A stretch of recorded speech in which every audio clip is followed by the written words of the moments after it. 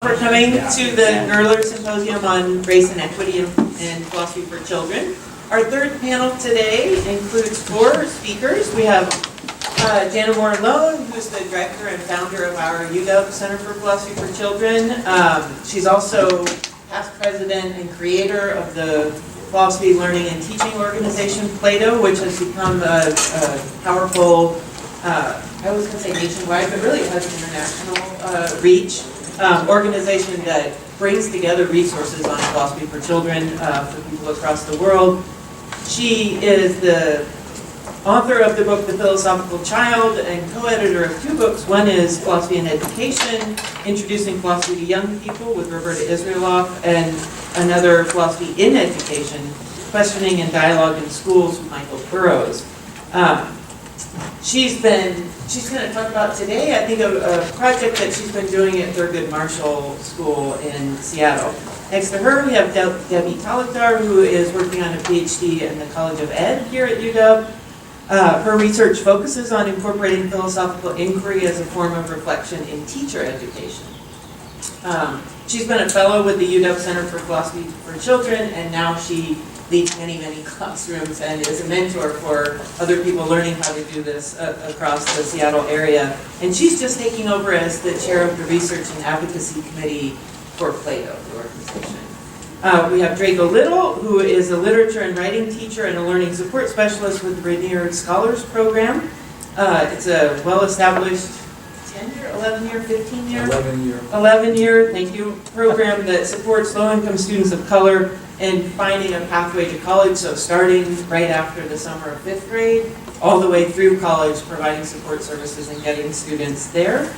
And Colin, who's a high school language and literature teacher and runs or set up the International Baccalaureate, coordinates the International Baccalaureate program at Rainier Beach High School in Seattle.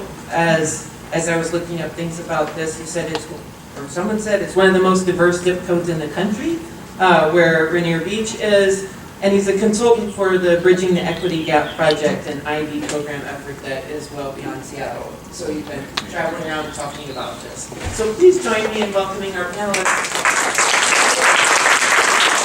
Each one of them will speak for about 10 to 15 minutes up here so that the people listening in on video can hear them, and then we'll go through all of them and then take questions from the audience. So Jana's up first.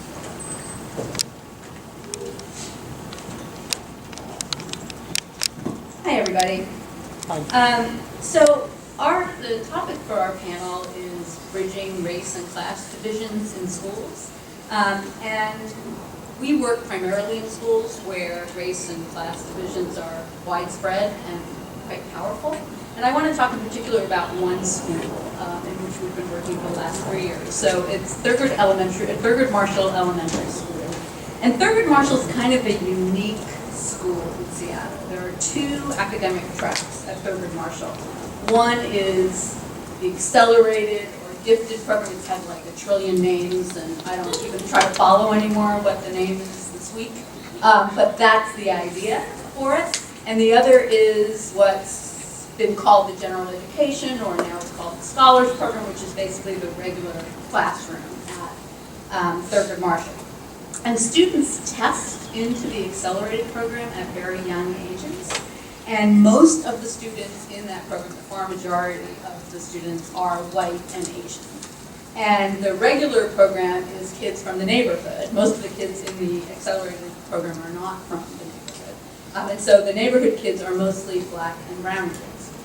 And historically, there's been almost no interaction between these 2 groups of students. But the principal in particular, and the teachers as well, in the last few, maybe 5 years, have started to really look at race and equity at Thurgood Marshall within the accelerated program in general, but at the schools in particular.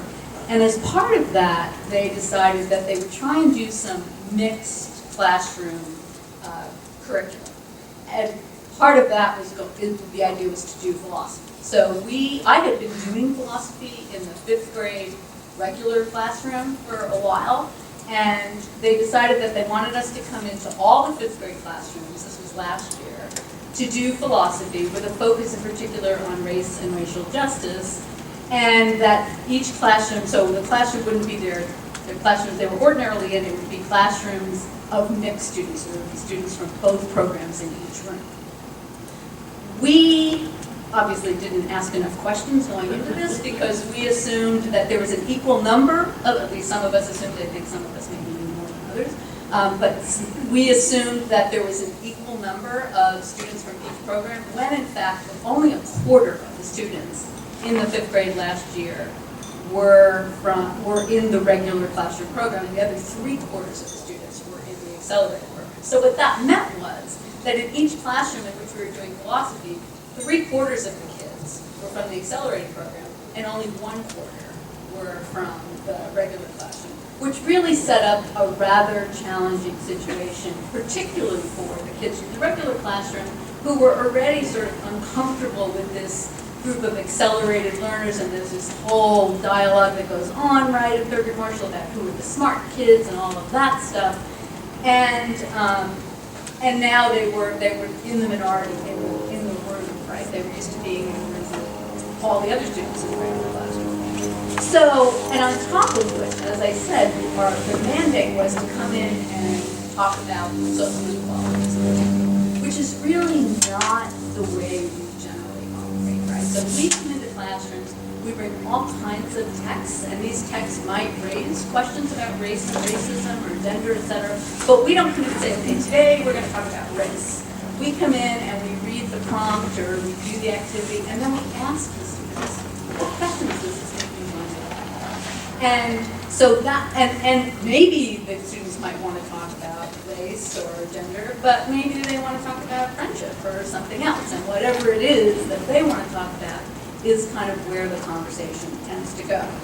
So what we found was, I think that it was a combination of things. One, you had these mostly white academics from the University of Washington coming into these classrooms to talk about race. And two, the 2016 presidential election happened, right around the time that we had just started. So there was, and a lot of the kids in the school are from families that are new to this country. There was a lot of anxiety and fear in the classroom among the kids. And three, this set agenda idea really wasn't something we were comfortable with, and I think the kids kind of knew that. It was pretty obvious to them. So we saw a lot of resistance. The kids really didn't want necessarily to engage about these particular questions, particularly with people they didn't really know, and who were coming in with sort of this structured agenda. So pretty quickly, and we'll give us a little credit, pretty quickly we turned to each other and said, yeah, this isn't working. We're not going to do this. We are happy to bring in lots of texts that raise all kinds of social justice issues, but we're going to kind of do what we normally do, which is really about, as Ben talked about earlier this morning, about building community. It's really about creating a classroom environment in which kids can talk about the philosophical questions that really matter to them and feel like they can express what they think out loud as they're thinking it, trying to figure it out, and meet with both a welcoming environment for that and some help from the other students in the class. And so we did end up addressing in that series of conversations issues about social inequalities, race, racism, but when it came up from the students. And so at the end of the year, we did this kind of closure exercise, and we asked the students, so which philosophy topics were most important to you? And most of the students mentioned conversations. We had these wonderful conversations about the differences between being lonely and alone, and what the nature of loneliness and what loneliness means, about happiness, and about thinking, what is a thought, etc. Almost none of the students referred explicitly to the earlier conversations about race. However, one student in the accelerated program said, quote, "Our conversations made me think that I really didn't have many friends who are people of color, so I didn't really know how they felt." And what we saw over the year is that at the beginning, and part of the study we were doing, we had researchers in the rooms tracking who was speaking, whose speech was getting uptake. Was that changing over the course of the year? And what we saw was that the students who came who were in the regular classroom, who, as I said, were mostly students of color, actually I think all students of color, began to get more comfortable talking. At the beginning, I know in the classroom in which I was teaching, at the beginning, all the students would sit with students only from their program. And by the end of the year, that wasn't happening anymore, right? Students were really engaging with each other. Now, it wasn't just because of philosophy. There were other things going on in the school that helped them to try and bridge these divisions. But I think part of it was the community building that went on when students listened to what someone else thought about what made someone a friend, or what made something real, or whether life was fair. And listening to the perspectives, both philosophical and personal, that came from their fellow students, helped them to just know each other better, right? And so I think that part of what I learned from this is that maybe one of the best ways we can bridge these divisions is by developing community. A few years ago, I had a conversation about race at Rainier in which a third grade student said, quote, we had this very intense, actually, conversation about race in the class, and towards the end of it, one of the students said, you know, I think families and friendships are what will end racism. And that comment really stayed with me when I was doing this work at Thurgood Marshall, because I kind of saw the way in which that was actually playing out for these kids. So I think that this has led me to be more hesitant about coming into classrooms with sort of explicit social justice agendas, because I think there's a balance between the message that, of course, and Karen alluded to this a little bit earlier, between the message students get sometimes that we don't want to talk about this, right? It's not okay to talk about this. So that's certainly not a message we want to send. But I think we also want to send the message that we're coming in with an agenda, here's what we want you to think, here's what we want you to get out of it, at least not in philosophy, because that's really not the main purpose. To me, the main purpose of philosophy is really all about empowerment. It's about students really finding their own voices, developing confidence in articulating what they think, being able to articulate it more clearly, to give good reasons, to recognize when they're not giving good reasons, to be able to listen to other points of view. Those, to me, are really important skills, and I would never sacrifice that, what I see as kind of the emancipatory power of philosophy, through creating some kind of a social justice agenda. So, but that doesn't mean that we're not cognizant of the power dynamics in the classroom, right? That we're not looking to see who's speaking, and that the way in which certain social inequalities can really hinder the voices of students. And so I think it's important both to be looking at that, but also to be providing avenues for students to participate in different ways. So for example, I'm a big fan of silence. I think that silence is really underrated, particularly in philosophy, and that creating spaces of silence in which students feel like either they can write, you can use art, you can use writing, or just being comfortable with there being spaces of silence in which students who are maybe more reticent can start to voice what they're thinking without feeling like someone's going to jump in, to have philosophy conversations can happen sometime. Now you need to be able to deal with the onslaught that's coming at you. So to create a kind of a more measured environment in which silence is welcome, I think makes a big difference. And I actually have had a number of students over the years say to me how powerful that was for them. Feel like it was okay to just have silence sometimes in the classroom. I think that connected to that, though, that one of the ways we can sort of make sure that students know that we're open to these conversations is to be really aware of the text we're bringing. So when we're bringing in stories and other literature and prompts to classrooms, we want, first of all, works that are written by a wide variety of people. We also want to make sure some of these texts do raise issues that we think students might want to talk about. And so then it telegraphs to them that we're open to having these conversations if that's something they want to do. I think it's also really important, and Karen talked about this a little bit as well, to be aware of our own positionality, right? Who we are coming into a classroom. Because the reality is today still, in classrooms in the United States, the far majority of teachers are white and middle class, and certainly the far majority of academics are white and middle class. And so recognizing that students are going to view us, particularly students of color who are coming from backgrounds that are not privileged, are going to view us coming in sometimes with a certain degree of suspicion. And we need to be willing to both listen and create an atmosphere of trust, and also be aware of how we might sometimes be prejudging what's going on with a kid without really paying attention to that individual kid. Because in fact, we all see things distorted by our own cultural lenses, right? And so it means being willing to be aware of sometimes the very subtle and sometimes unconscious ways, right, in which we might respond to students differently depending on their race, their gender, their class, like who we call on, the language we use, etc.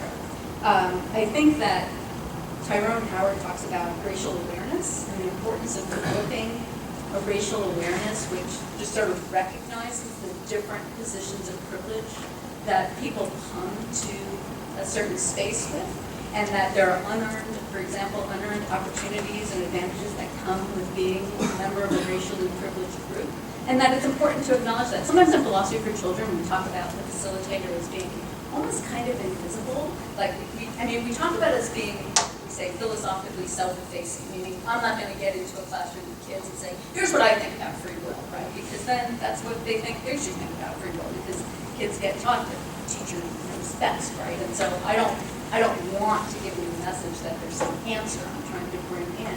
But at the same time, I think that can lead us sometimes to think we shouldn't talk about ourselves. We shouldn't be honest about who we are.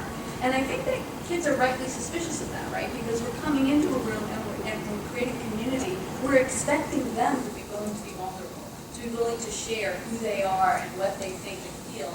And I think it's really important that we're willing to do that too, right? That we're willing to make ourselves vulnerable.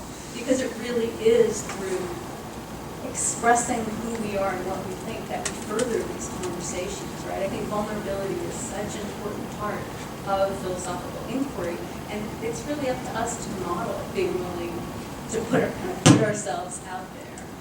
And that also, I think, is connected to listening, which Ben talked a little bit about. And the importance of really modeling listening.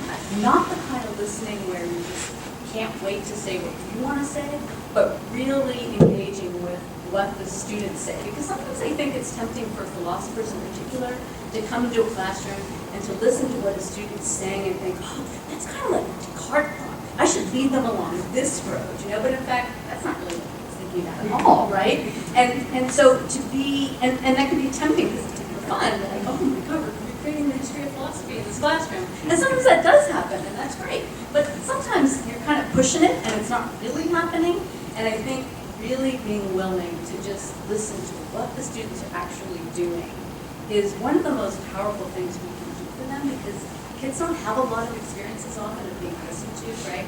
They come to conversations with the expectation that what they say is probably not going to be taken very seriously by the adults around them. And so to model for them, I am really listening to what you have to say because I think I can really learn something from you. That's an incredibly powerful experience for kids.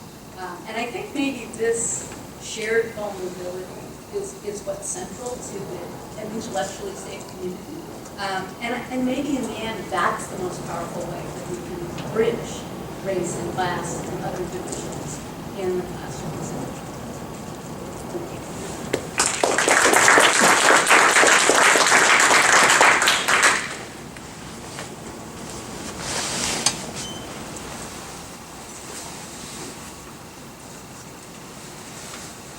So Jana has laid out quite nicely the context at the commercial and some of the other schools that we're at. So what I thought I would do is tell you some stories about some of the kinds of conversations we've had at some of these sessions and some of these schools and what kind of books we've used and how some of that has very often actually made me feel uncomfortable, has made me question a lot of things, has made me wonder, am I doing this right?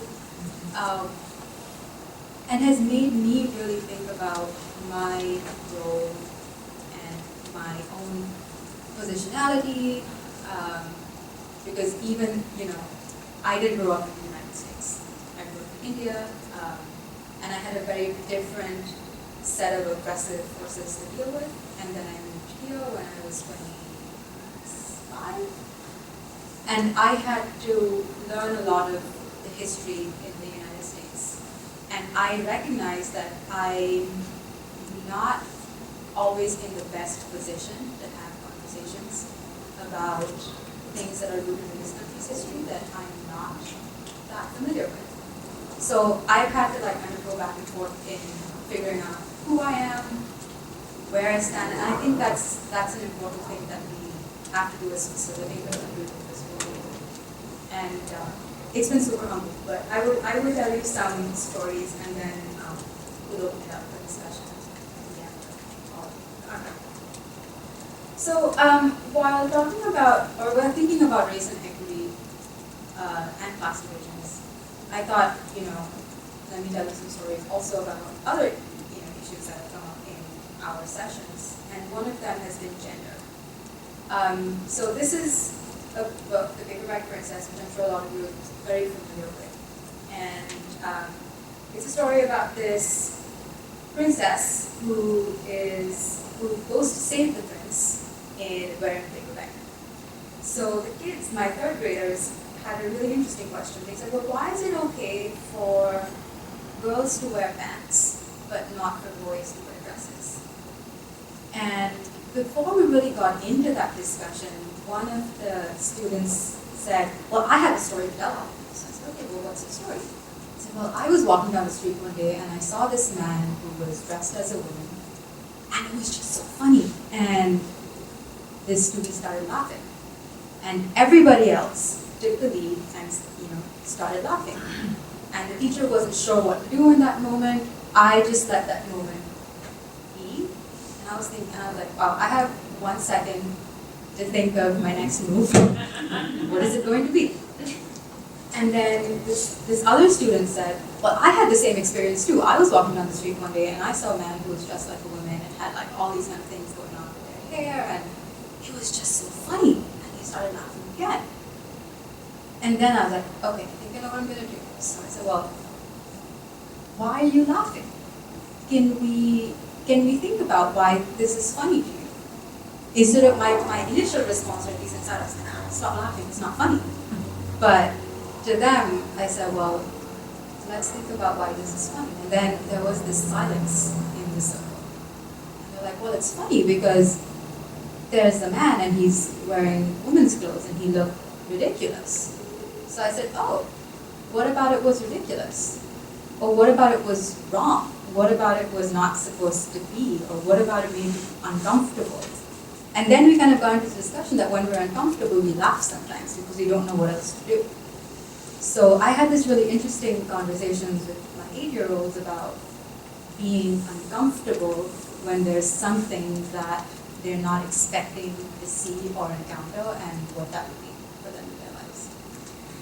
So the Paperback Princess took us there. There's this book, The Other Side, which I've used multiple times in multiple classrooms, and we use this at Thurgood Marshall. And the students wrote a journal entry at the end of that, and I'd like to share some of the things that they said, because this conversation led them to talk. So the story is about a friendship between this a white girl and a black girl, and they are divided by the fence that runs through the town that separates their sides of town. Right? And their friendship takes place literally on the fence. So it's a metaphor for a lot of things, and we got the kids thinking about what that means to them, and they came to the conclusion that there are a lot of invisible fences that continue to exist, not just in the story, but also in their lives. So some of the things they said was, well, there are still many kinds of borders we have separating us, like that big fence through the middle of town. If you sit on the fence and put your legs on the other side, it looks like the border vanishes for your body. There are many kinds of fences. There are literal fences, and there are social fences, and there are emotional fences. then another student said there are many kinds of fences because fences show separation or segregation, and there's lots of that. I think the fence represents the human mind because the fences and the mind have barriers, separating two or more things. And the last comment that we pulled out from the journal was, I think that the fence is a very common fence used to symbolize a racial barrier and how white people consider themselves better than people of different races. So what we did was we pulled out some of these quotes and then we talked about it. And it was really interesting to hear, and Jana and I were in different classrooms. So in our classroom, we had a conversation about these invisible fences and what it meant. And, you know, and how Jana had described, there's the general education track and the gifted education track, right? So a large chunk of the discussion in our room was actually about that. They said, well, one of the biggest invisible fences in my life is the invisible fence that exists in school, because I actually don't see so many of the other fifth graders. They used to be my friends and I used to hang out with them, but now that we're in the fifth grade, we don't hang out anymore. And it's because there is this invisible fence.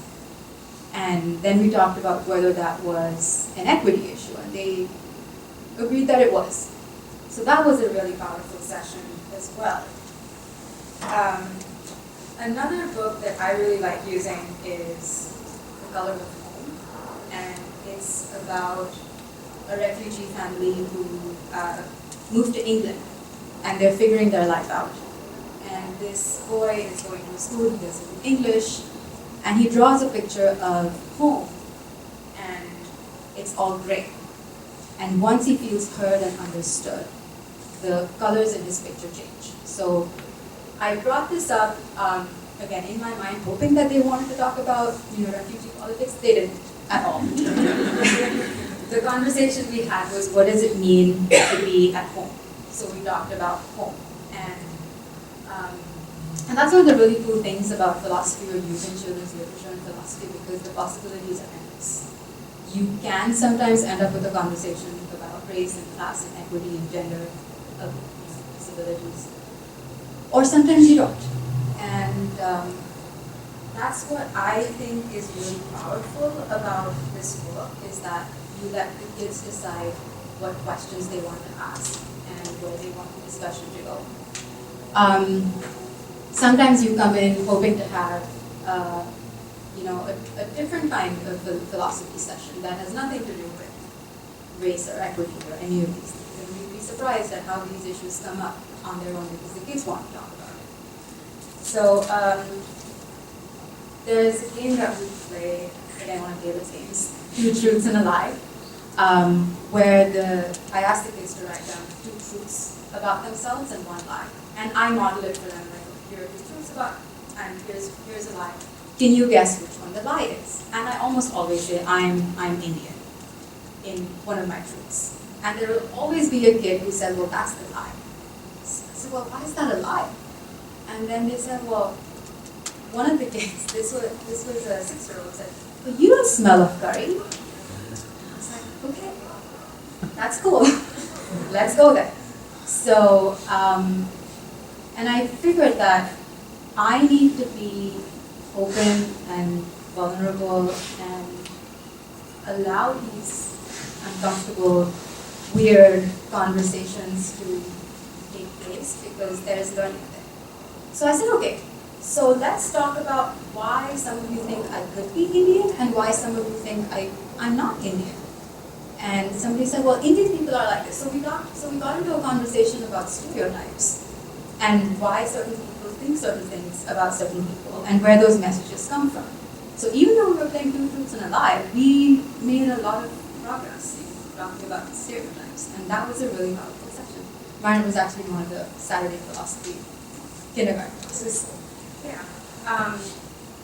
So that I didn't intend to talk about that, but that's what our 15-minute session was about. 2 weeks ago, we were talking about the difference between knowledge and belief.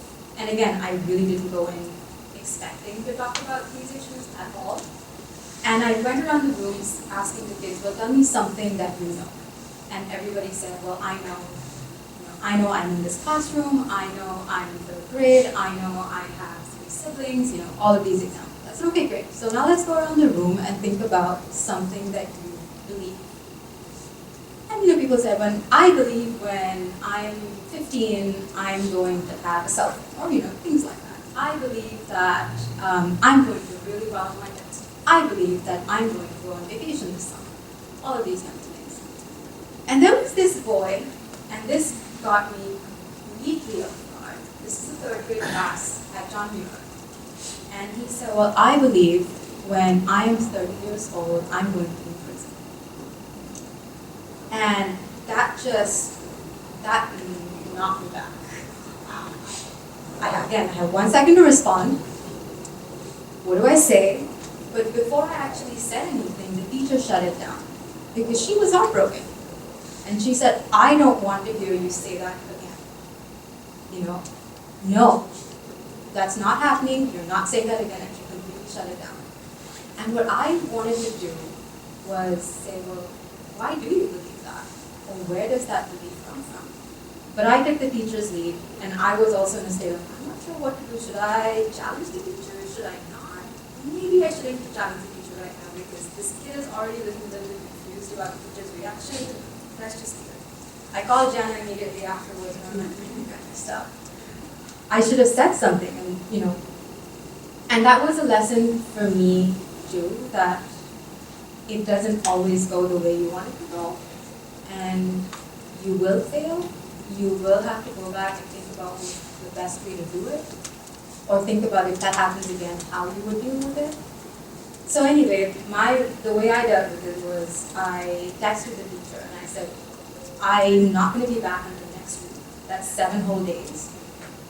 But I really think we need to talk to this kid. And can you please let me know when you do and what kind of conversation you had, because I'm a little bit worried that he said that. He's a black boy and he's getting messages from somewhere and he really believes it to be true. So we went back and I was like, well, so the teacher was like, let's think of another belief. And his second belief was, well, I believe when I'm 25, I'm going to be part of a gang. So she got even more upset, and shut that conversation down.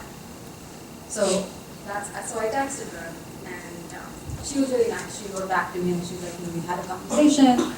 And I'm yet to follow up with her because I'm here today. But she said she spoke with the child, and I said, okay, great. And I'm going to check in with you when I visit next week. But again, I went in not, expecting that to come up, but it did. And I think it says something that, and we were talking about this during lunch. Jana said this, there's something to be said for this child feeling okay to share that, in class, knowing that he will be heard. And it was unfortunate that I didn't have the time to really dig into it, and the whole class kind of went like, don't want to talk about that. But he wanted to share it, and that's something that's important, and it's something he wanted to maybe talk about. So, and that made me reflect on my role as a facilitator and what I need to do, or how much work I need to do.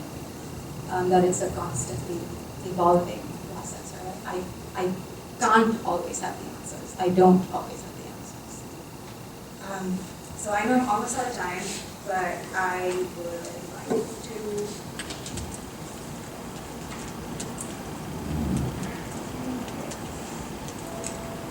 I want to end with this question that I'm struggling with, and maybe all of you can help me think about it. And Jana mentioned this too. That was kind of the main learning from our first year at Thurgood Marshall, that you can't go in with an agenda and expect that it's going to work, because it won't. So there is some wisdom as facilitators that we need to develop in when to step in, when to step back, and kind of figure out where you might stand in the middle. But it also made me think about another school that I was at last year. And it was because it was a hybrid sort of homeschool, public school situation.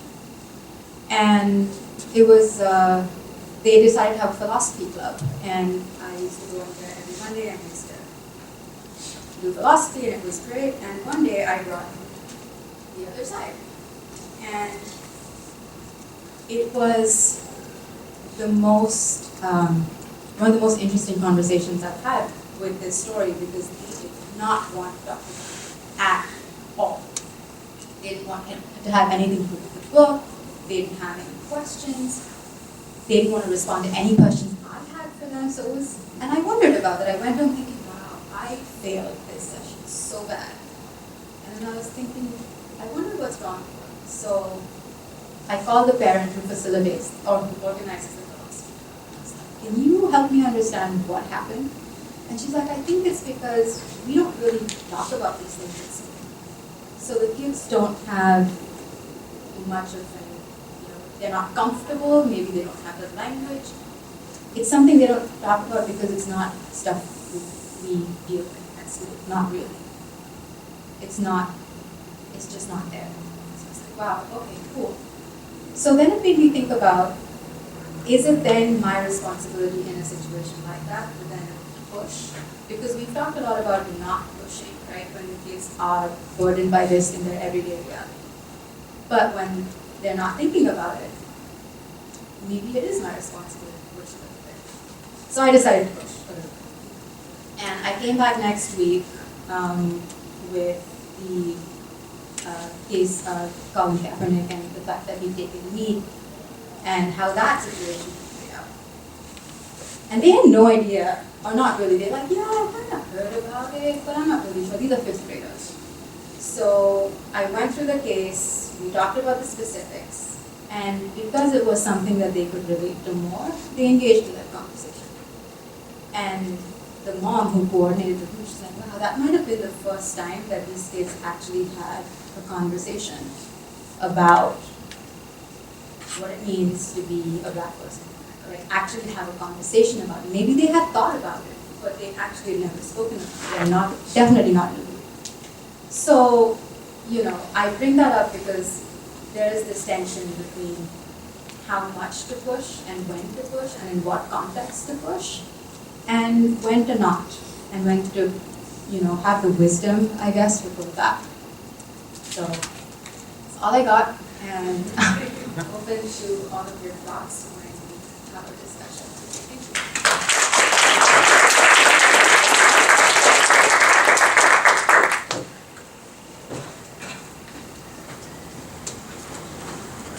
Hi. I wasn't going to talk about positionality today, but it keeps coming up, so I'll lead with that. So, one of the things that we forget in this country fairly easily as grown-ups is that children are near perfect thermometers. And we make a regular practice of blaming the thermometer for the beat. Okay? It's actually official social policy in government documents to do that. So, positionality. So people ask me because of where I work, and you'll find out where that is in a second. If I wasn't teaching where I teach now, where would I want to teach? And I always say two places. I say Appalachia, right? The tourist part of Appalachia, or West Point, right? I said because if I think I'm okay as a teacher, I can go to Appalachia and bring those kids along, right? I can have those kids read Hamlet or Richard Wright or Toni Morrison or Virginia Woolf. If I'm anywhere as good as I'm supposed to be, I should be able to do that. Now, how would I be received in Appalachia? Well, there are the presumptive answers, but I don't know that because I've never been, right? I've only read 2 books about the place. One of them seems like I might be received favorably. The other one seems like I might not last long, right? But if I went there would be certain types of questions I would want to ask in order for the kids to explain their world to me, right? Because I can't take a workshop about Appalachia. Multicultural ed does not include Appalachia, right? I can't take a culturally responsive teaching module about Appalachia because there are no modules about that, and the ones that are about Black Americans are typically terrible too. So what types of questions would you ask? So there was a brilliant woman who gave me a scan of this assignment she gave to a boy. She taught in Bremerton.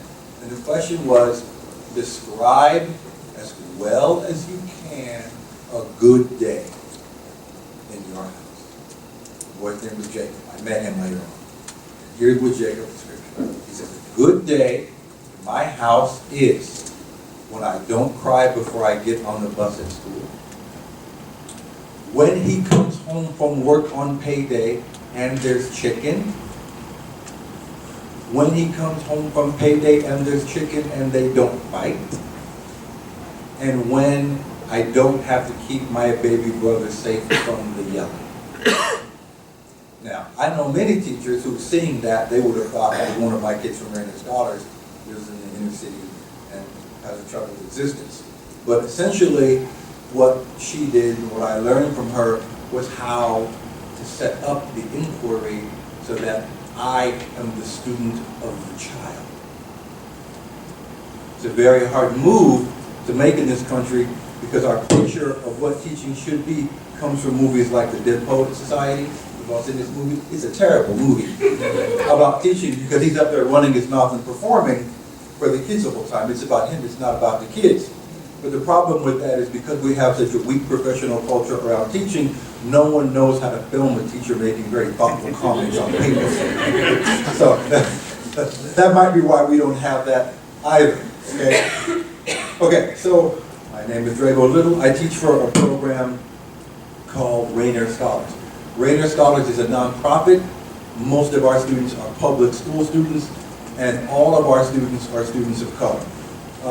Most of our students come from Seattle Public Schools, the Berrien School District, and the Camp Federal Way School District. We recruit them the first year of middle school. It's like a 14-month academic boot camp that I teach literature and writing for. And then once they graduate the boot camp phase, half of our kids go to prep schools, another 30% go to the franchise programs, AB, IP, honors, whatever you want to call it, and then another 20% go to more competitive programs in their public schools, and we work with them through undergrad.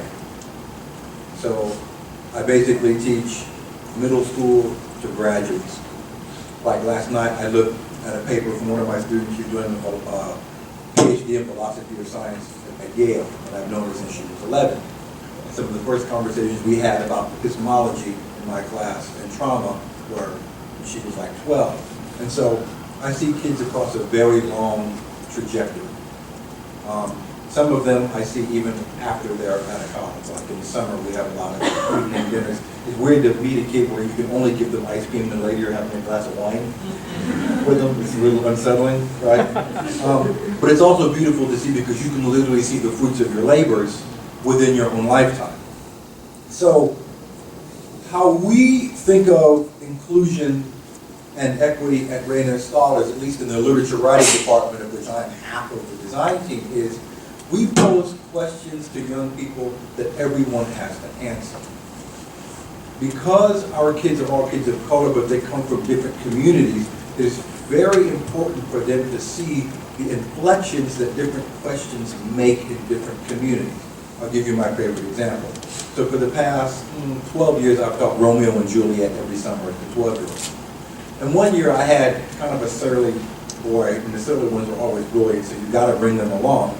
And he said, well, you know, that book, what's that book, Romeo and Juliet, like back when they told you who to marry? I said, that's an interesting question, back when they told you who to marry. So I said, okay, on this index card, answer this question. And I wrote on the board, who have you got the impression from your family that it's not okay to marry? And I collected the cards.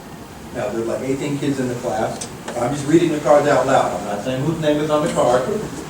Black people, black people, black people, people who are a different religion, people who are not college educated, people who have ever been arrested, not to prison, arrested, and then my favorite, people who are not from the same side of the village my parents are from in Eritrea. I'm like, that's a narrow pool for dating. Right, and the kid who I read, she was like, I know. Right? And then, so that was the micro split. The macro split was when we got to Romeo and Juliet. The guiding question we use for Romeo and Juliet is, should people marry for love or prosperity? And one year, the first year I did it, I tracked it. Most of the kids from immigrant families said prosperity, and many of the native-born kids said love. And so I asked them why. And some of the immigrant kids were like, let's be for real. You gotta eat, you gotta have a place to live, you can learn to like them later. And I was like, well, can't you do that? The American-born kids, native-born kids were like, oh no, you have to die for something. And the immigrant kids are like, exactly. See, if you had your own self-interest at heart, you might be alive in that book. And so, after we developed that unit, I was like, okay, so clearly questions of moral philosophy have some import with kids from different cultures. And so we organized the entire curriculum, all of the units around questions of moral philosophy. The most insightful one is the fall coming of age unit. And it's 3 coming of age stories. The capstone book in that unit is Richard Wright's Black Book. And the guiding question is, what keeps people from being themselves? And we read the first half of the book where Richard is a kid. And whenever I do talks or trainings with teachers, I say, okay, which group of kids do you think that book is most successful in terms of the depth of their papers, the veracity of their inferences, and everyone, makes claims. And a lot of people say Black American kids. I'm like, it's Asian kids. I have had more Asian kids of all types choose that book for their oratory, write brilliant papers about it, and when I say, what was least helpful in this class, what was most helpful, and what would you change, that group of students say, do not change Richard Wright's Black Book. And so I got a group of them together when they were all high school seniors, because I kept their evals. I said, why that book? And they were like, well, we can relate to the level of family control that he is subjected to in that book, because he comes from a very religious family, right? Then now some of our families aren't religious, but it's the same sort of construct. We recognize it, right? The next group that's really successful with is immigrant kids who have moved to this country and landed in pockets of poverty around King County, right? Because they can relate to the way poverty is sort of all-consuming, right? And the judgments that are associated with poverty. Your food is wrong. Your clothes are wrong. Where you live is wrong. The bus route you take. The school is wrong. And I thought, the bus route can be wrong. And they're like, this is you know, if you take the number 7 to an honors program, they're going to think you're ghetto. I was like, really? And they were like, come on, bro. And they're like, you don't catch the bus. I'm like, I haven't had a car for 10 years. I catch the bus. And they're like, but you're old. Like nobody else. Old people don't get teeth for being poor, right? And I was like, well. So after that unit, the next unit we read folk tales, fairy tales, and mythology. And the question for that unit is, how should we behave? And the first book in that unit is a book every child I have ever taught the book to says the book is boring. And it's a book called In the Beginning by Virginia Hamilton. And all it is a collection of cosmologies from around the world. And it's an interesting story. I got the idea of teaching a book like that from Gore Vidal. I listened to an interview with Gore Vidal and said, well, how do we get kids to think of one another and take one another seriously? He goes, teach them creationness. Because once you teach them everyone's creationness, they all understand that no one is cornered the market on explanation or intelligence.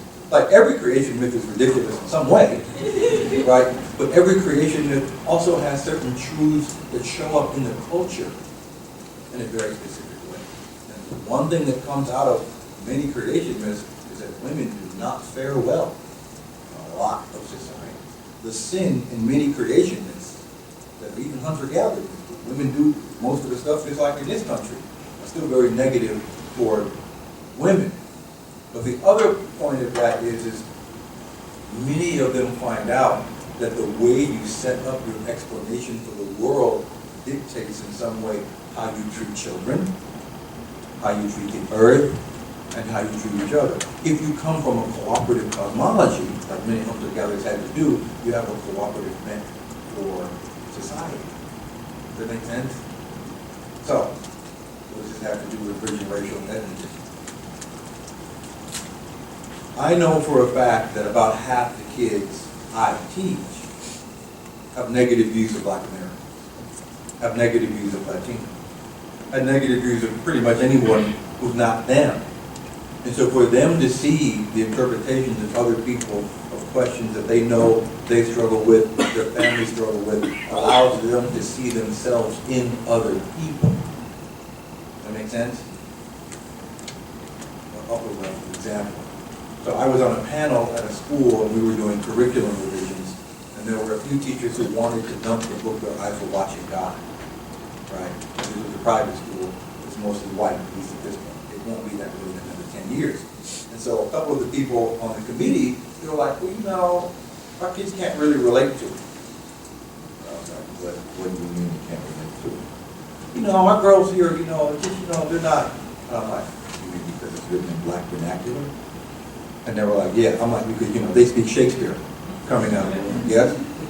So how is it that Black vernacular is somehow this category that has nothing to do with them? But Elizabethan is in their wheelhouse? I said, I think we need to dial back a little bit.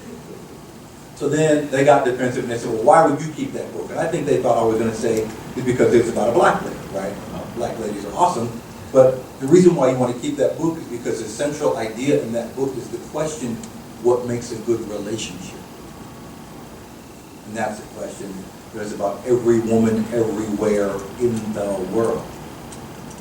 The reason why it's important to answer that question in this country about a Black woman is because in other classes, especially in many undergraduate classes, sisters are off limits unless they're being victimized, oppressed, or killed.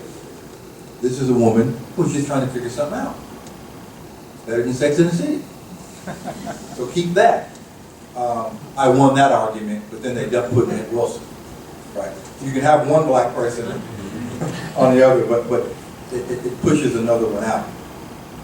The thing that I think that's important about structuring curriculum around the kinds of questions that everyone needs to answer is because everyone else needs to see that everyone has to answer them. And even in schools where the questions are not posed, that is still a response, right? It's a tacit admission that these questions aren't worthy of posing to children. The problem is as the Wall Street scandals show us, and as the widening corruption scandals show us, is that even if you don't formulate an answer, you're going to respond to the question of your behavior in some way. For example, when we teach the Odyssey, the question is what makes a good leader? And you'd be surprised if the kids say, well, in the Iliad, Odysseus was a good leader because the context of that book made him look good. I was like, well, wait, what do you mean it's a war? Like, how do you look good in a war? He says, well, in a war, all you got to do is not die. He's a dwarf. I said, that's a good point. Like, if you don't die, you win. But they're like, when he's on his way home in the Odyssey, he's actually responsible for other people, and his selfishness and self-interest is what harms him. I couldn't have said it better myself. And these are the kinds of conversations you want people who are going to be parents, voters, neighbors, and presumably your neighbors to be able to answer. But the important part of it is to show kids of color especially, but all kids, that those questions apply to them and their answers matter as much as anybody else's. To me, that's where the robust part of teaching that way and engaging kids in philosophy. And my last point is a biased one, but I will say that literature is probably the best tool you have for that. I'm a literature teacher, so obviously I'm biased. But if you've read any philosophy, many philosophers are not very good writers. So, if you want to engage people in those types of questions, what is on the paper has to be engaging in some way. And that's true from kindergarten to graduate school, right? Thank you.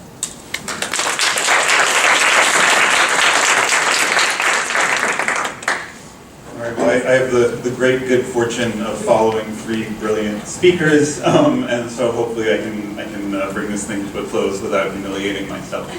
I'm Colin Pierce. I teach at Rainier Beach High School, and I guess I'll give you a little bit of context for the school, just as a way of understanding where all of this is taking place. So Rainier Beach High School is in the zip code 98118, which there's no way of verifying whether or not it's the most diverse zip code in the United States, because it's actually just kind of like, what do we mean by diversity when we're talking about it? Are we talking about linguistic? Are we talking about racial, socioeconomic, country of origin, like whatever. However, it is an incredibly diverse place, and a lot of people claim that it is the most diverse zip code in the United States.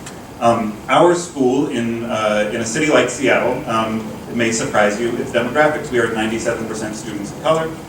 We are 75 on paper percent free and reduced lunch, although that's not counting kids who don't turn in their paperwork. And we have about, I guess 40% of our students speak a language other than English at home. 25% of our students qualify as special ed. So we're serving an intersection of students who come from backgrounds that are least well served by public education in the United States, and I would just say probably least well served by every institution in the United States. We were on the verge of being closed down about 7 years ago. We were down to about 320 students in the school built for 12 to 1,400. So the first year that I got there, which was 7 years ago, it was like ghost town, tumbleweeds in the halls. Like it was really it was striking. So we're now actually up at about 750 students. We have full halls, and part of what I came in to do was to implement the International Baccalaureate program there. And so I'll be talking with you a little bit about my experiences teaching the Theory of Knowledge class at Rainier Beach. And I'll tell you a little bit more about that class for those of you who don't know. But I want to start by saying my first teaching job ever was teaching a language that I don't know. I was working, and Drego and I were talking about this in terms of like private schools, prep schools. You're not always getting the best education there. You just have kids who are maybe able to withstand the worst education a little bit better. So I'm working at a school that is costs $30,000 a year, and they desperately need someone to teach Latin. And I am an administrative assistant, and so they throw me in to teach 7th grade Latin. And I do that for 3 years, and I still do not know Latin. And that's, I bring that up because that's kind of that's also kind of my philosophy background. I don't know philosophy. I only teach it, and so I started teaching this Theory of Knowledge class, having exactly 0 philosophy classes under my belt, and I think that puts me in a unique position to work with my students who are also novices. And actually, they're experts. I'm the novice, but they need a little bit of help, sort of seeing what experts they are in comparison to their teacher. So there are 3 main things that I want to touch on before we go to question and answer. The first is that when we're talking about low-income Black and Brown students of color, critical inquiry skills are possibly the most relevant and important skills that we can develop in them. And hopefully I'll be able to. I actually think that everything that was said before me has illustrated that beautifully, and I'll see if I can throw a few more stories in there. The next point is that it's actually really easy to do. You just need to create the space for them. And because a lot of these students are coming in with a wealth of strengths that enables them to do this very well, but they have never been asked before. It's a muscle that has the potential for being incredibly strong in them, but they've never been asked to flex it before. And then the final piece is that we're actually not doing a very good job and need to continue to do much better at welcoming these students into the spaces where philosophical conversations happen. So the first piece that these are some of the most important and relevant skills that we can be developing in students. 3 years ago, maybe 4 years ago, was my first cohort of students going through the IB program. And late there's a senior, so it's late in the year, it's probably right around this time, exam time, everyone's feeling really stressed. One of my students comes in, I've got couches in my classroom, plops himself down on the couch, and just as class is about to start, he says, "Why are we doing all of this homework and all of this schoolwork when eventually we're all going to die?" I was like, well, I mean, you know, like I work with adolescents, and so it's like, of course, I'm used to this part of the course, right? So I'm like, okay, all right, let's talk about this. I had other plans with the class, but like, let's just open this up because this is a much more important and bigger question than I had been planning on dealing with. So let's do it. And so I said, okay, well, let's start with this. Like, let's just imagine no afterlife, right? We're not able to invoke the afterlife. Why would we do anything in life at all? So let's like talk about it. What's the point of doing good? And so we had a really incredible discussion. It was a discussion that I came away feeling incredibly grateful for that student. And on the way out of the classroom, because I just assumed like this is like regular teenage angst. This student who is like, he is a brilliant young black man. He is like, varsity athlete in 2 sports. Like just completely got it together. He says, so I stopped on the way out and I said, well, so what prompted that? Like, what's going on? And he was like, well, my dog bit my sister and my dad, and he just sort of trailed off. And it turns out his dad had killed his dog after the dog bit his sister, right? He had an incredibly overbearing father. And the fact is that, like, this is what's important for him to be able to process, right? Like for him to have the tools of understanding when you experience something like that, when you experience loss like that, how do you respond? And how can you frame it? How can you frame your own response? How can you understand your own emotions as a part of it? And then how can you kind of go on beyond that? And it certainly kind of put my, I was feeling sort of like, riding high and feeling like I was such a great teacher that I created the space for my students, and recognizing, no, this is not just about sort of like us having fun with abstract thoughts. These have concrete use in these students' lives. So the next point about creating space. I mean, one of the cool things and what enables me as a complete philosophy novice to teach the class that I teach, the theory of knowledge, is that it's not a philosophy class in any traditional sense, right? We're not studying what philosophers think or have thought about anything at all. We don't need to bring up a single philosopher in the course of it. It really is a class about critical inquiry and creating the conditions for critical inquiry, creating the conditions for the formulation of questions that have no answers. And I don't tell the students at the beginning that the questions have no answers, because I know they will give up. But we soon find out how unanswerable many of them are. And what I started out trying to be really, sort of impose this structure, and have since, over the course of the last 7 years teaching it, have tried to take a much more constructivist approach to it, right? Like starting with like, what do the students want to know? What are they engaged with? And then building up from there. And so almost entirely what my class is a workshop and iteration and reiteration of the process of question development and revision. And we don't even need to get to answering the questions. This creates space for students to wonder, which is a really important thing, and I know is happening in all of these classrooms that were described before. But it also, relieving the burden of having to have an answer is a really important thing too. And I think the way that we formulate expertise, the way that we formulate classrooms, the way that we think about the value of knowledge, so much comes in terms of the answer, right? Sort of the positive presence. Sort of assertive presence of the answer, and really devalues spending a lot of time in a space of wonder, in a space of uncertainty. And so it actually does, because our students have been so well trained to value the answer over the question. They don't even know what questions they have in them. And so the space really needs to be primed for them to be able to do this. It's hard to elicit those questions at first because they don't see them as valid. In fact, they may not even see them at all. Right, so part of it is giving them, as we have with the books, and as we have with any prompt that you bring in or any exercise you bring in, you need to create the conditions where inquiry is acceptable and where it's seen to be valued and where we're not going to ask you for an answer to the question that you just asked. And so, I do this with movies a lot. So, we start with Inside Out as a way of talking about sort of who are we, identity, what composes our identity, what composes our personality.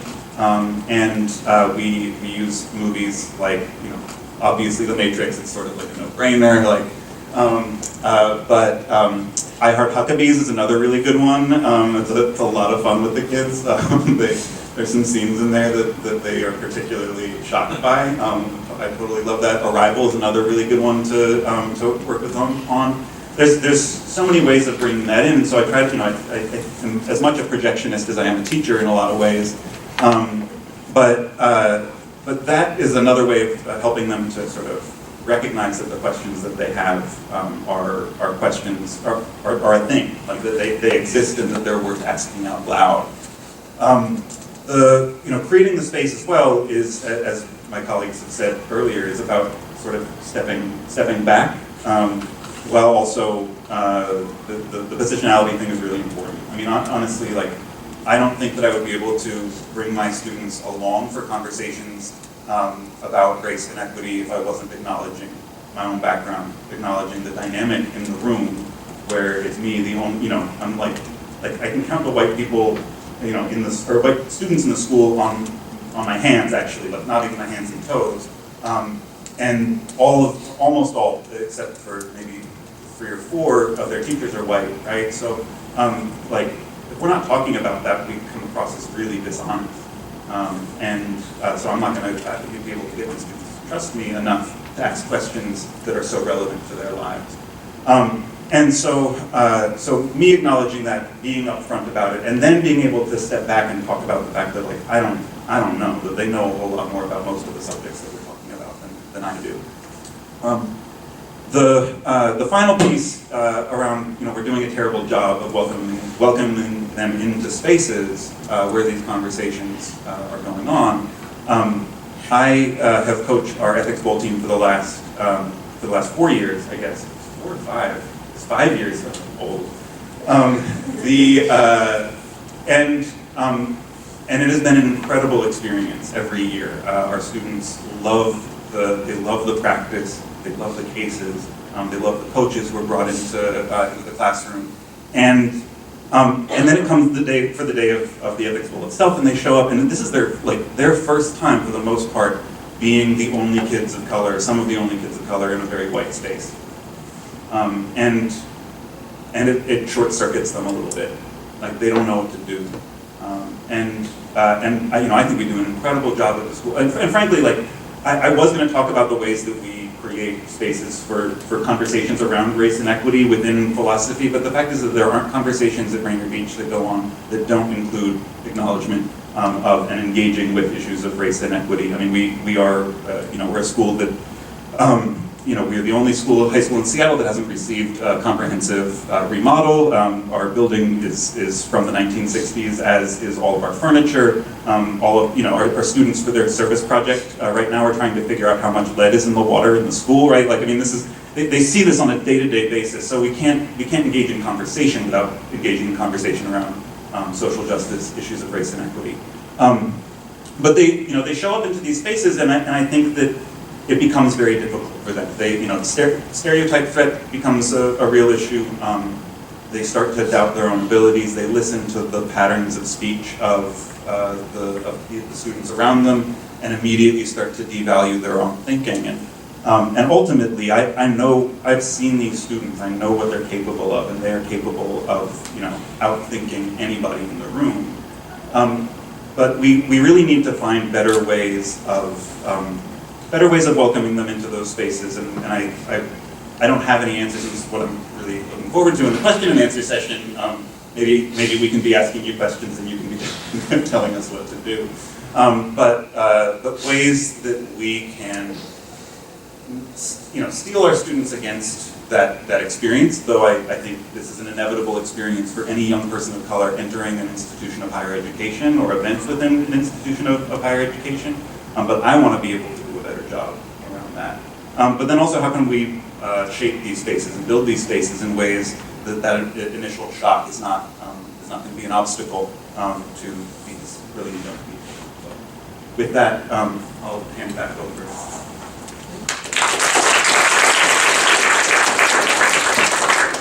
We have time for some questions. Do we have questions? Go ahead. So I'm going to ask about text, because it's something that I've really been struggling thinking about. And it comes from, like when I first started working at the high school, to me it was a big revelation as to how uncomfortable the kids were with text. So even a text that was in some sense, like look, I mentioned that too, and most of them just discovering and reading together in class, but it was just like most of them had come out of like scripted reading programs and reading was somewhat punitive, right? So reading itself, like there was a text barrier. And so there was that aspect, and a lot of them like, I just want to go, how these texts have to connect to our lives, and like how these she was like, you and your humanity. Exactly. But and so there's a lot of texts that I like, but I keep coming back to the philosophically self-effacing, like, is this just me? Is it just me that likes this text? Like, I know other people do, like, what am I doing by introducing certain texts? So, like, you mentioned, Shakespeare, Romeo and Juliet. Like, I'm wondering, and I've been wondering, like, texts like that are not just, they're difficult to read. And I'm really wondering, how is it that we pick So what grade level are you talking about? I'm talking really now, I'll limit it to 7th through 12th. Okay, so I just want to know, like, what goes into picking text. it's a timely question. I don't know if anybody saw the reading scores that came out a week and a half ago for Washington State. Oh, good, okay, so. So the National Assessment of Educational Progress, everyone knows what it is? So 6 years ago, the National Assessment of Educational Progress came out, and according to that, only 14% of Black American 12th graders in this country can read. Because only 14% of them are at proficient or above. And proficient means you can make inferences in grade level material, not above it. So the 4th grade scores for Washington State came out a week and a half ago, and only 42% of 4th graders in this state can read. This is very near and dear to my heart because I was trained as a reading specialist here at UW, right? So there's 3 parts to your question. 1, just the basic accessibility of the words on the page, right? 2, if you're going to level them up, how do you do that, right? And 3, selecting things that do the kinds of things that we're talking about here. And so, I have a lot of recommendations. Email me and I'll send you this stuff. But the first thing that we have stopped doing is we've stopped assigning books, right? So I do 7th and 8th grade seminars. We read 2 books a month for 7th and 8th grade, and we have 2 2-hour discussions. So every other Saturday, it's a 2-hour discussion of the book. And I ask my kids every week, and there's 20 kids in each seminar, what have you been assigned? They are not assigned books. So if I assign Animal Farm to my kids, the only place they're going to read it is with me. The problem is if I have kids who can read Animal Farm well, if I have kids who struggle with Animal Farm, and kids who can't quite get there, our practice is to separate, which means that the kids who can't quite get it will never get it. And the kids who tend to never get it tend to be my babies, right? And teachers are not taught how to level them up on a text. So the cutoff is 5th grade reading, right? At a 5th grade reading level, I can get you from there to Oxford in 10 years if you do the reading. But the problem is we think because the reading is hard, we shouldn't do it, right? If I have a kid whose parents are judges in the same room, this kid whose parents are not English language speakers, and this kid struggles a bit, the comments and conversation with this other kid are hugely supportive of this other kid, but you gotta let them talk. But we don't talk about that. Like, literacy is like the undiscovered frontier of education. So it can be done, but you're not going to get it either in PD or graduate school. But email me on. I also want to speak to just the fact that if you're going to read a difficult text, you need to have a reason why you're going to undertake that difficulty, right? Like there needs to be value in the meaning that difficulty is revealing. And so that's where I think that the selection of texts that we like often doesn't cut it. That we need to be looking at like what meaning is going to be important enough that this student will step outside of their comfort zone in order to start to decode it, right? Because what we know about reading level is that it is variable based on the level of interest of the text, right? Like you're not a single fixed number in terms of your reading level, and you read every text in the same way. It's that you're reading, you're going to read an article on the playoffs much more, even if it's 2 levels above your reading level, much more quickly, much more easily than you're going to be reading, as I saw on a standardized test recently, and I think this explains in some ways the scores, a story about a Russian lute player. I was like, really, we're asking our students to perform, to show us how they can read based off of stories about Russian lute. They have no idea what a lute is. Like, this is not relevant to their lives at all. And so I think that It's what pirates get.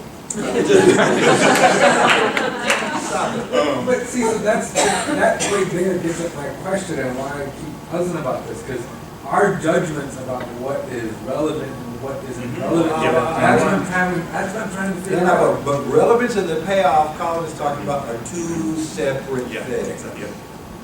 Like, people will say that Tom Sawyer is not relevant for my son. But I can tell you, if my son could have got somebody else to do his chores even once, he'd have done it. Right? Those are 2 separate questions. Right?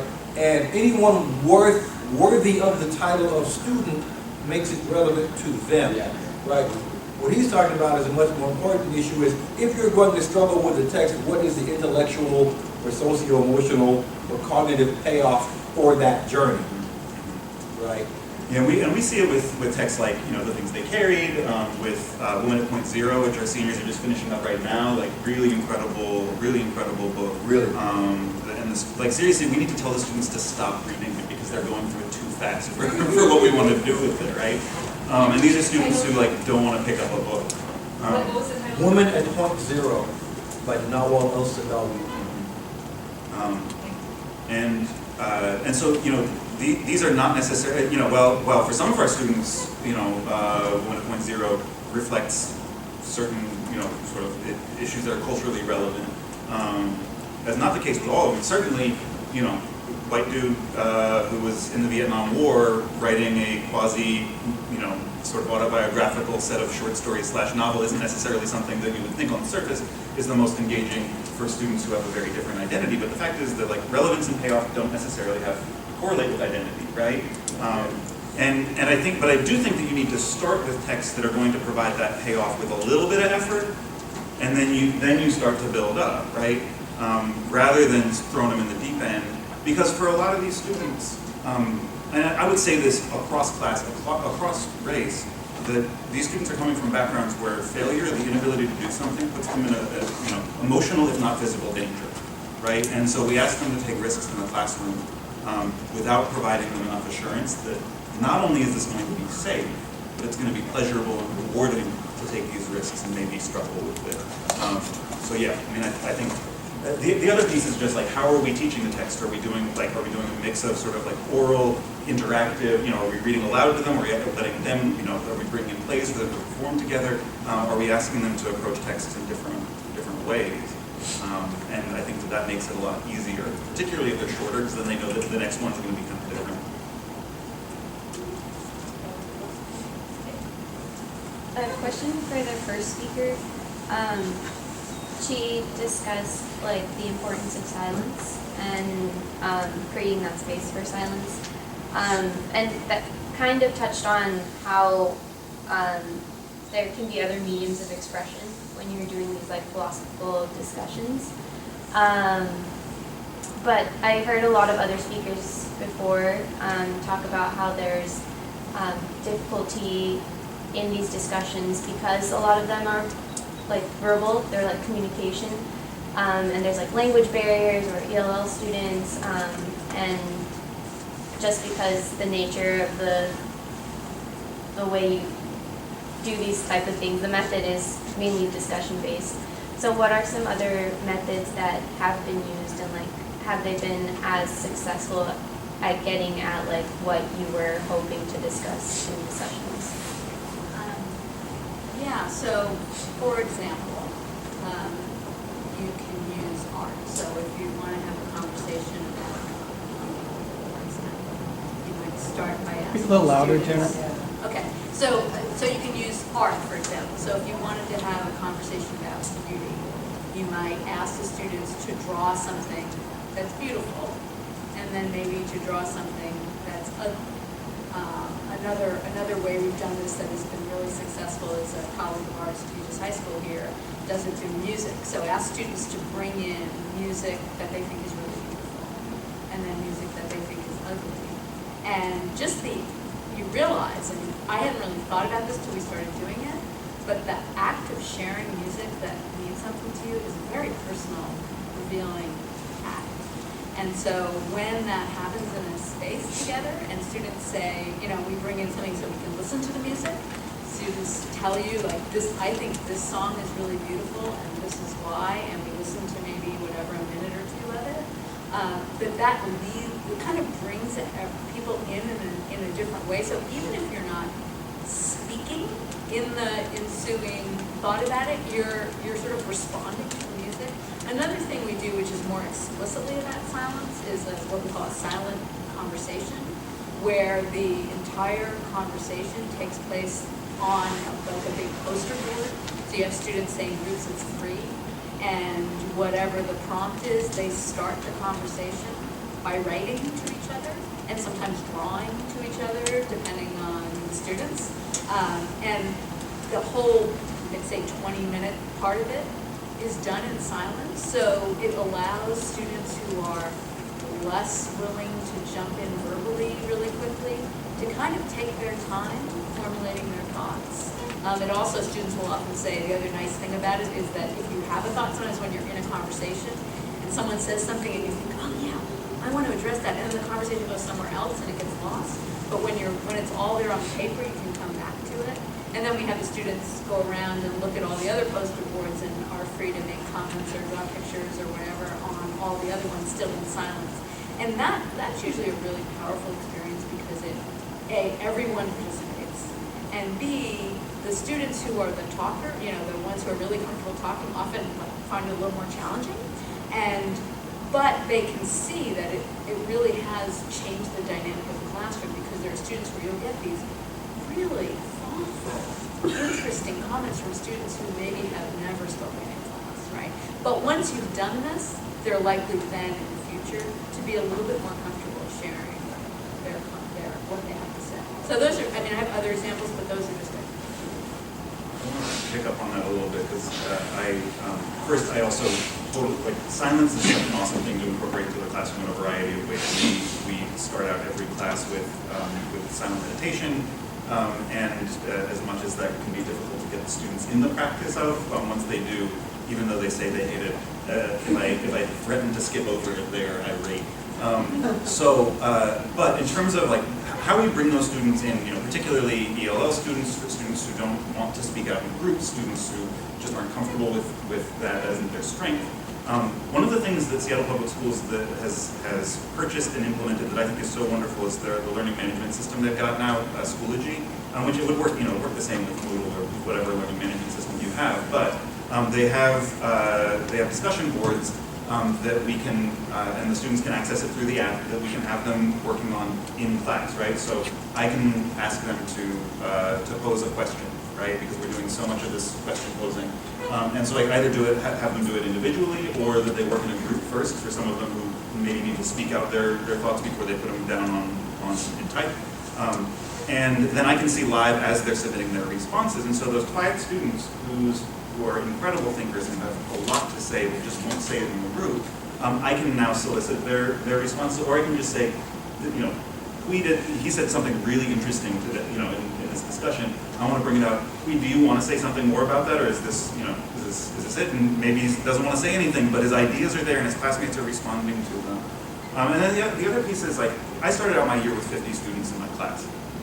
And that really stretched my pedagogy, right? Trying to do a discussion-based class with 50 students. in a classroom that doesn't actually fit 50 students. And so, you know, like figuring out ways that you do sort of like partner work, small group discussions, drawing the answer to a question, right? Like getting students engaged in that way really is just, you know, ultimately it's a part of like the sort of universal design for learning model of the classroom anyway, where you're getting a lot of different access points for everybody. But yeah, there's a million ways to have a conversation. I think Jana mentioned a whole lot of good ones there too. And the other thing I would say, we use philosophy journals a lot, so having students reflect about usually I'll come up with a question like towards the end of the conversation that just seems to have followed where we went. And I ask the students to spend 10 minutes writing, and then, you know, maybe once a month I'll take the journals home with me, so I'll write back to students, so continue a conversation with the students who maybe aren't speaking as much, but are communicating with me through their journals. And the final thing I'll say about this is just modeling silence. Like if a student says something and you're not really sure what you think, like just to like be okay, like, and just sit there for a little bit. And then, oh, well, you know, so I'm kind of wondering. And then you're modeling, like you don't have to like always be jumping and know exactly what you're going to say in order to just take a space and take a pause and be clear that you want to engage with it. But it might take a little while. Yeah, that skill took me a while. I remember my first year when I was shadowing Jana. It was, I think, their second class or something, and she asked the room a question, and all the kids were silent, and I was squirming in my seat. I was like, I have to say something. Someone has to say something. This is so awkward. And then, I'm okay with it now, but I think there's really something to be said for the value of silence. And using the journal sometimes the other way around, get the students to write down something first, to put their thoughts down, and then say it because they've got the journal for reference, and it kind of slows down the pace of the conversation. And I do that a lot. That's so helpful. Isn't there some statistic about like the average teacher wait time between asking a question and answering it for themselves is like 2 seconds? Well, the average number of students talk in an average period is 3.8 minutes. Did you know there's an app that will measure what percentage of the time you are talking as opposed to Ooh, I need that. I thought I needed it, and I was like, no, I don't.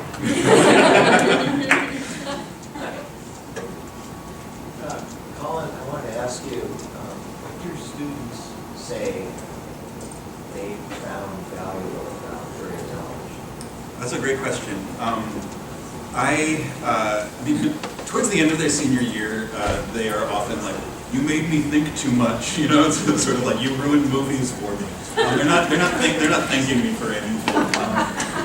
But I usually wait to reap any benefits of like my student relationships until like their freshman year in college, right? Where it's like they're able to come back and reflect. And I think that what a lot of them say is that they really they feel well prepared for the sorts of conversations they need to be having in the college classroom.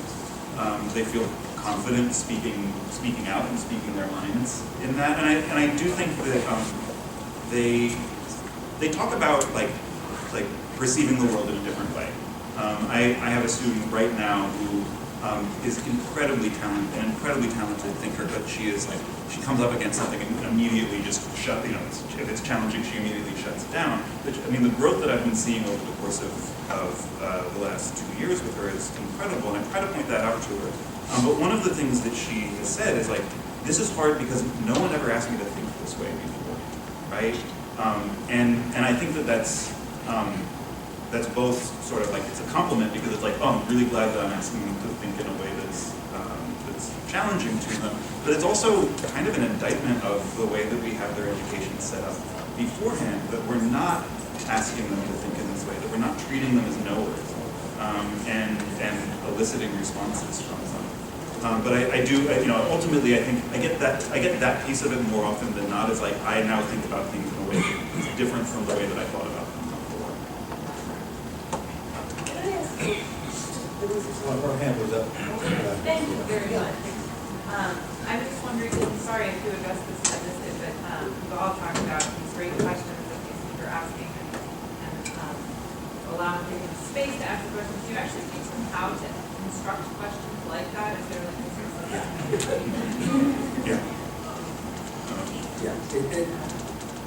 It's a skill that most teachers don't have, and you're not I don't know if a question in class in a graduate school for teachers. It would be weird to have one because it might scare away a lot of people. Even though you're going to be doing a lot of it.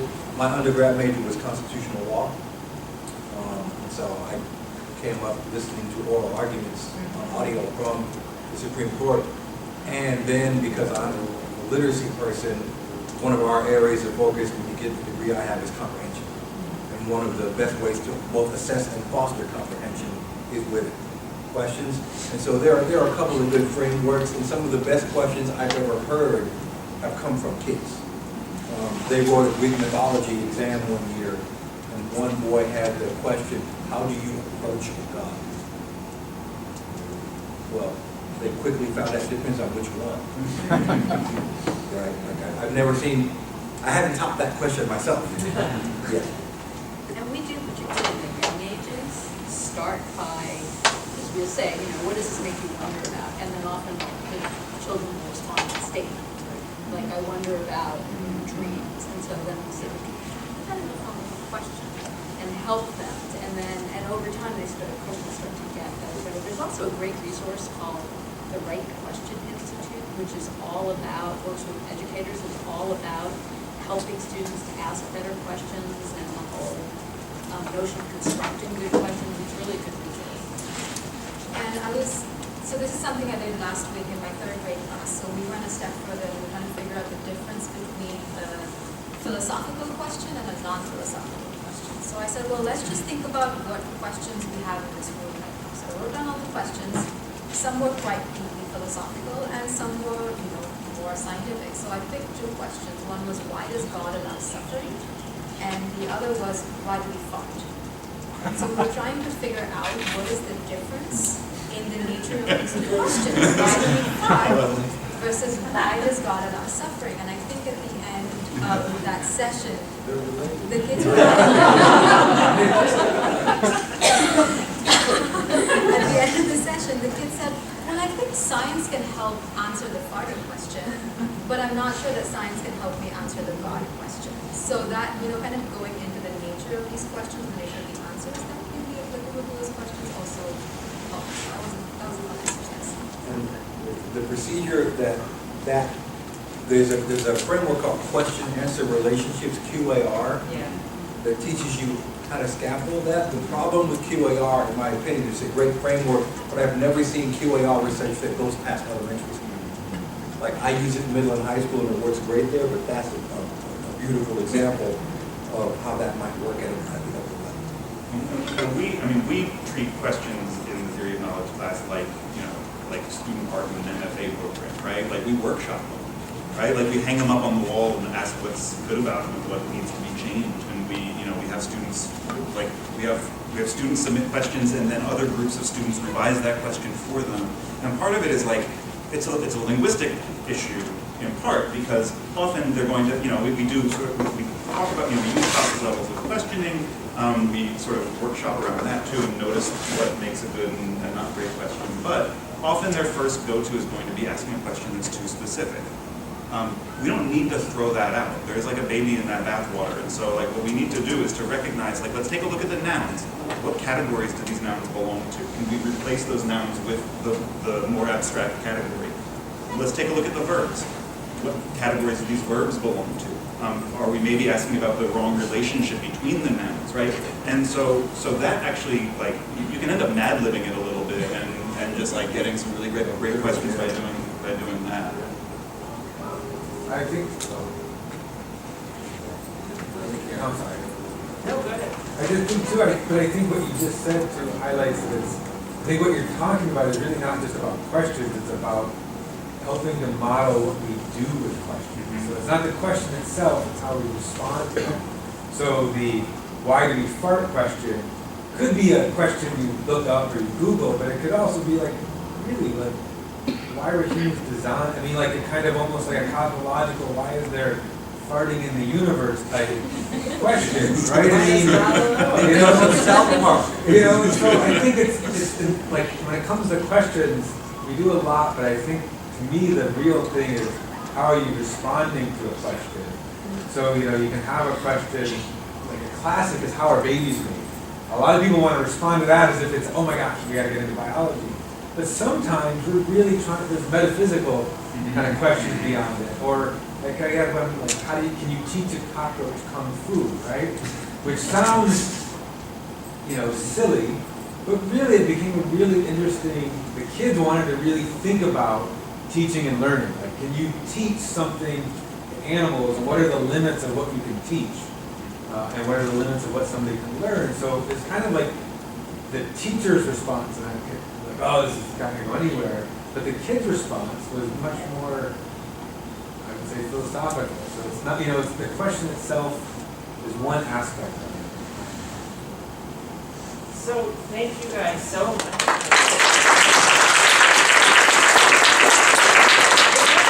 Just a little bit behind, I think we'll take 5 minutes and we'll start it.